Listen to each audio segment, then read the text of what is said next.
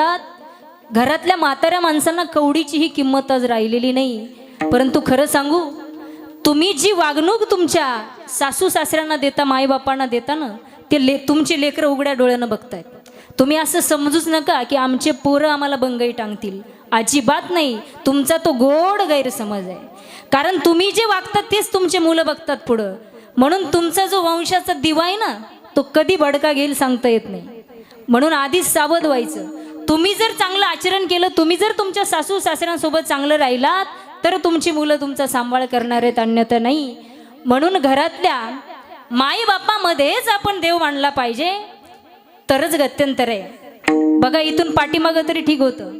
एका माणसाला 3-3, 4-4 मुलं असायची. यानं नाही सांभाळलं तर तो सांभाळायचा, त्यानं नाही सांभाळलं तर 1 महिना याच्याकडे 1 महिना त्याच्याकडे, कसं तरी वर्ष कडीला जायचं.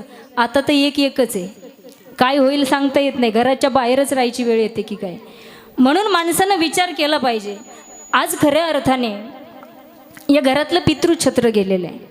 आज या मुलांचे वडील जाऊन 1 वर्ष पूर्ण होतंय. माईबाप या वडिलांचे पुण्यतिथीच्या निमित्तानं हा दिव्य भव्य सोहळा यांनी आयोजित केलेला आहे. पण खऱ्या अर्थानं या परिवाराला क्षणाक्षणाला आपल्या वडिलांची उणीव भासणार आहे. आज या घरातलं पितृछत्र गेले. काय असतो बाप? बापाची किंमत माणसाला गेल्याशिवाय कळत नाही. क्षणाक्षणाला कुठेही माणसाला उणीव भासतेच. परंतु आहे तोपर्यंत माणसं असलेल्या माणसाची किंमत करत नाही. नसल्याचा विरह फार असतो, परंतु नसलेल्या माणसाच्या विरहातून असलेल्या माणसाची किंमत करायला पाहिजे.